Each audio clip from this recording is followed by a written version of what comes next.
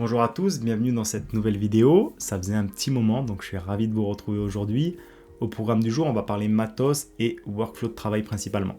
Il y a quelques semaines, je suis allé filmer un event de CrossFit et je me suis dit que ça serait cool de vous en faire une vidéo sur le matériel que j'ai utilisé, les réglages que j'ai choisis et mon workflow de travail pour arriver jusqu'à la vidéo finale. Résultat d'ailleurs que je vous montrerai dans la dernière partie de cette vidéo. Donc restez bien jusqu'à la fin pour voir le résultat. Commençons déjà par un peu de contexte. Donc je suis allé filmer un event de CrossFit qui se déroule majoritairement en intérieur. Donc on va dire faible luminosité et avec un éclairage qui est majoritairement pas naturel. C'est du sport, donc je vais privilégier de filmer en haute fréquence d'image pour avoir la possibilité en post-production de pouvoir faire des ralentis. Donc si je résume, sport, plus ou moins basse lumière et haute fréquence d'image, du coup naturellement je suis parti sur le Sony A7S3. Pourquoi ? Simplement parce qu'en basse lumière il n'y a pas mieux et il est capable de filmer en 4K à plus de 100 images par seconde. Donc ça c'est l'outil parfait pour ce genre d'événement. Pour aller avec le boîtier, je suis parti avec le Sony 2470 f2.8, 24 pour avoir un plus ou moins grand angle et après on peut zoomer jusqu'à 70 pour avoir des plans plus rapprochés. Donc optique idéale pour ce setup. J'avais aussi avec moi le 70-200 pour avoir des plans encore plus rapprochés, encore plus zoomés. Mais principalement, voilà, j'ai utilisé le combo A7S3 et 24-70. Pour stabiliser ça, je suis parti sur le DJI RS3 Mini. Pourquoi ? Simplement parce qu'il est léger et compact.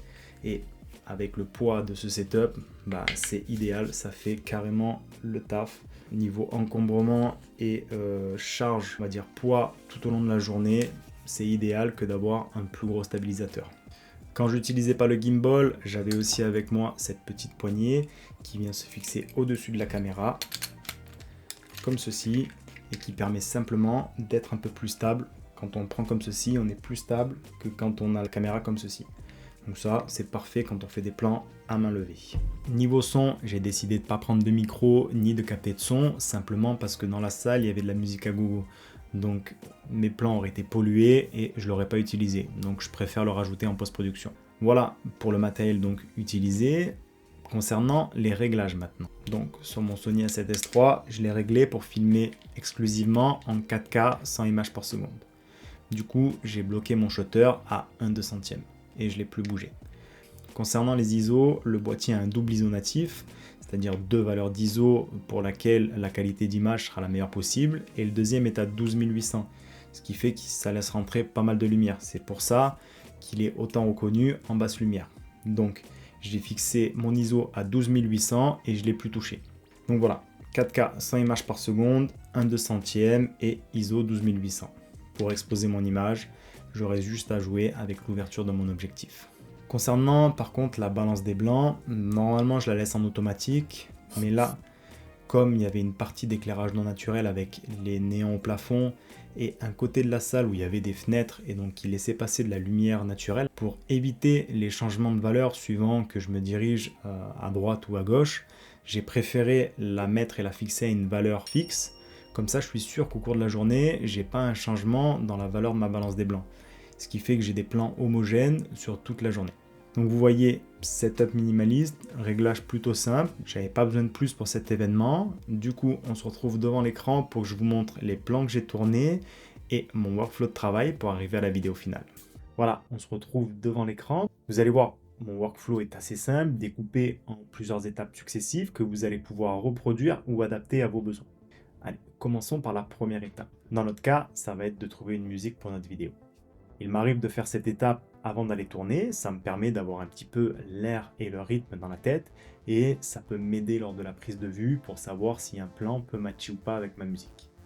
Dans notre cas, je ne l'ai pas fait avant, du coup on va le faire maintenant. Pour ce faire, j'utilise la plateforme en ligne Artlist. Je précise de suite, il n'y a aucun lien sponsorisé, affilié ou quelconque démarche commerciale derrière, c'est simplement la plateforme que moi j'utilise principalement au quotidien. Ce qu'il y a de bien avec cette plateforme, mais également les autres plateformes du même type, c'est qu'on peut faire des recherches de musique assez poussées. Notamment, on peut faire des recherches en fonction de mood, de thème, d'instruments, même de durée et de rythme. Dans notre cas, on va utiliser la recherche vidéo thème car je sais qu'ils ont une catégorie spéciale sport et fitness. La prochaine étape, ça va être d'écouter des musiques et de voir s'il n'y en a pas une qui pourrait matcher avec la vidéo qu'on a en tête. Yeah, let's go. We just gotta go hard. I think that what she used to teens, they know we bring, don't try this. And I'm just getting started, ain't a secret. All facts up. Alors, j'aime pas mal cette première musique. Le problème que j'y vois, c'est que je la trouve un peu fade et monotone du début à la fin. Il n'y a pas un petit coup de fouet au milieu de la musique pour faire exploser notre vidéo. Donc, on va la mettre de côté et on va passer à la musique suivante.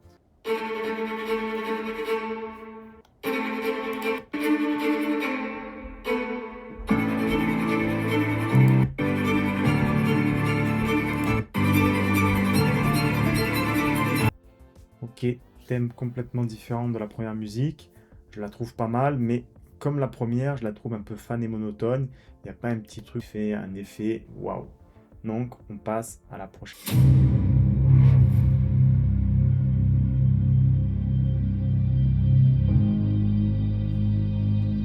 Ok, là c'est pas mal. Ce petit début un peu calme, j'imagine très bien des plans en slow motion. Ça commence plutôt bien.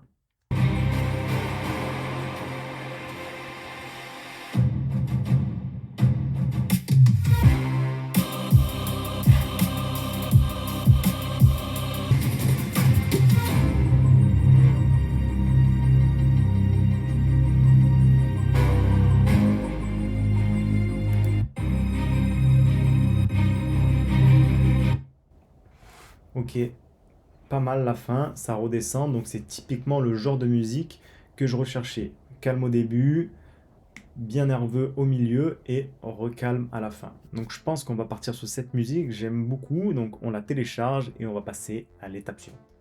Maintenant que ma musique est téléchargée, il va y avoir une étape intermédiaire facultative qui consiste à retravailler notre musique.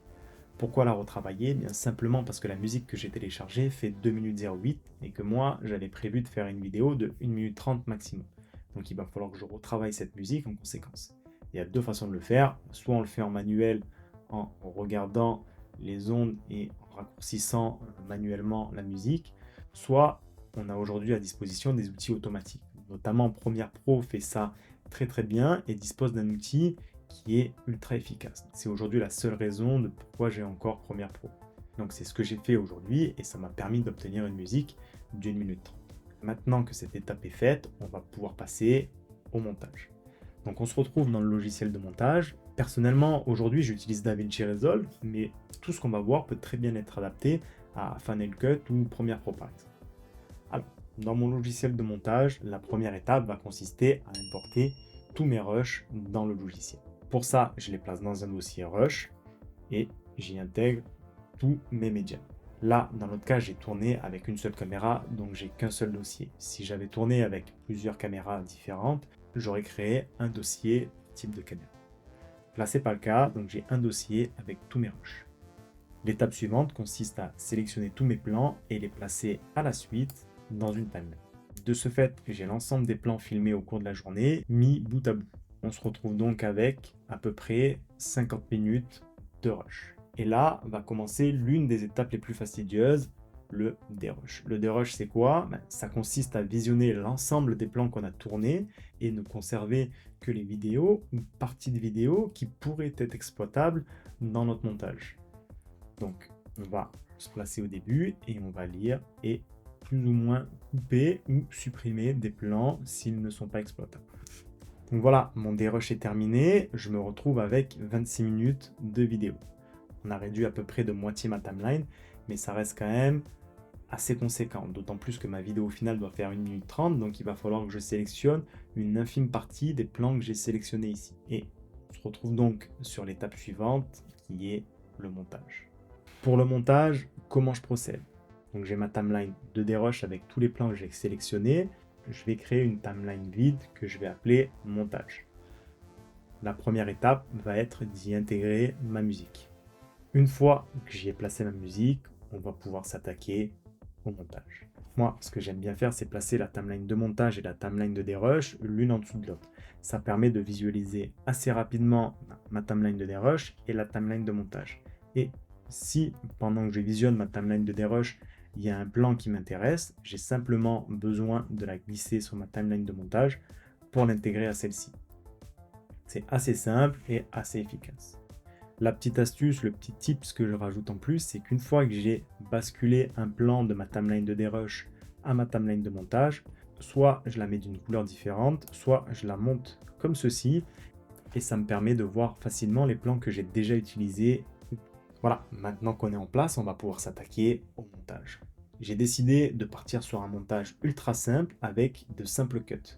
Aucun effet particulier dans ma vidéo, on va rester ultra basique. Je pense que dans mon cas, ça va plutôt bien fonctionner. Je vais par contre mettre des plans en slow motion et peut-être que je mettrai quelques zooms dans certains de mes plans pour accentuer un peu, donner un peu de vie à mes vidéos, mais ça va rester ultra simple, ultra basique. Donc voilà, j'ai fini mon montage.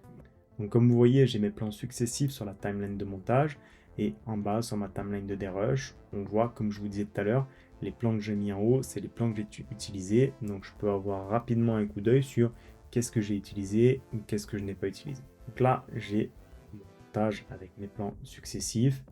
La prochaine étape, ça va être de travailler le son. Et quand je dis son, je ne parle pas de ma musique, mais je parle de sound design. C'est pour moi l'une des étapes les plus importantes d'un montage vidéo. C'est ce qui va donner toute l'âme, toute la vie à la vidéo. Et je vais vous montrer de suite pourquoi c'est si important. Voilà le début de ma vidéo avec uniquement la musique.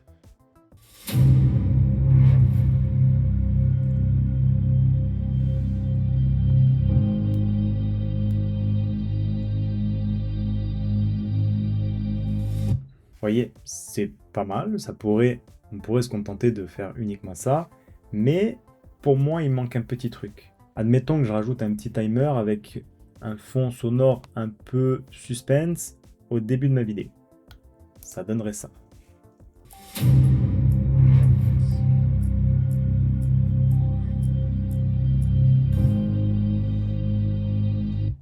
Admettons, maintenant je rajoute un peu des battements de cœur à ma vidéo.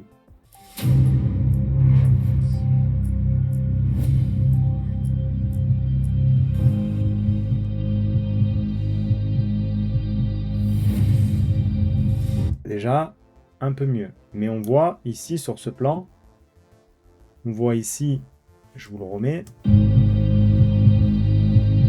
voyez, on voit ici des gens qui applaudissent, mais sans les entendre. Du coup, si je rajoute un effet de son de personnes qui applaudissent, de suite, ça va donner un peu plus d'âme à la vidéo.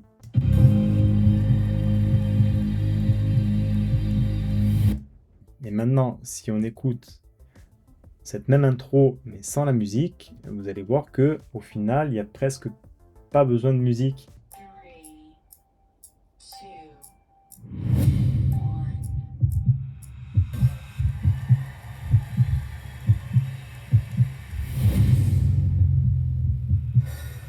Vous voyez, le sound design, tout ce que ça apporte à la vidéo.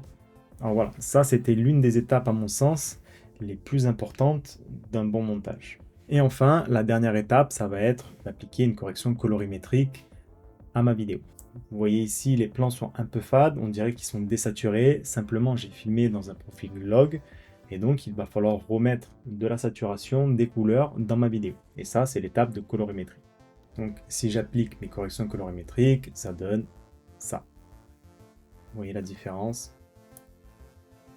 Donc là, on remet des couleurs. Après, j'ai pris le parti d'avoir une image quand même un peu désaturée, quand même, malgré tout. Mais ça, c'est un choix personnel pour le rendu final de ma vidéo. Voilà, c'était mon workflow de travail en post-production. J'espère que cette vidéo vous aura plu. Je sais que je suis passé assez rapidement sur tous les points, mais je voulais pas que la vidéo soit trop longue. Je ferai sûrement des vidéos indépendantes sur chacune des étapes. Je vous laisse avec la vidéo finale.